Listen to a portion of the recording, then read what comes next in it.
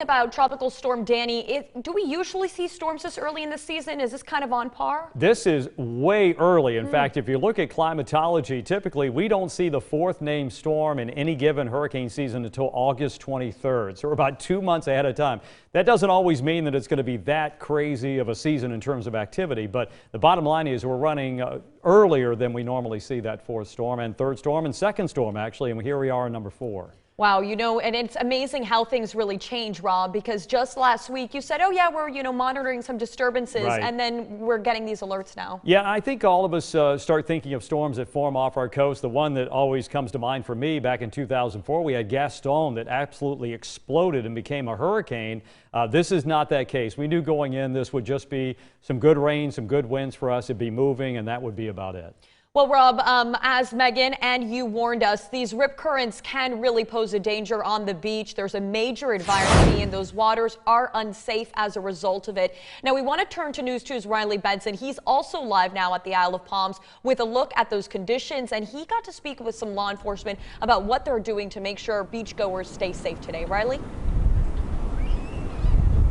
Yeah, good afternoon, Sylvia. We did talk to some beachgoers here on Front Beach at the Isle of Palms. I know Megan kind of touched on it, but I wanted to take a look behind me. You can see a couple people still in the water. Now, not as many people are here out on the beach as there were at midday earlier when we checked in with you at noon or 12. But the one thing with these storms, no matter their size, they can turn up the water and create riptides, something that can create dangerous situations for swimmers.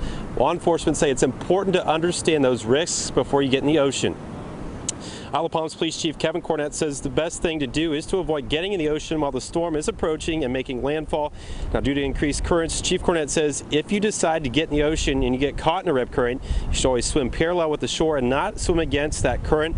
Another good tip, knowing your strongest swimmers in your group and having a buddy system. We're asking people when they come out to the beach this week as that storm's approaching to be cognizant that it might be a little bit more harsh in the water and that they need to have plans. Make sure you know what to do if you're in a rip current. Make sure you know what to do if the waves get overhand. Make sure you know how to get in touch with your emergency responders should something happen on the beach. And if it looks too rough, don't go in the water. Now, another thing for Chief Cornett and his department, they're watching for flooding in those areas known to flood here on the Isle of Palms. He says another thing with this storm approaching, it could bring in some salt water, which could be damaging for your car. Another thing they're asking residents here on the Isle of Palms to do, secure any items, any loose items they could have out in their yard, anything that could get caught in the wind.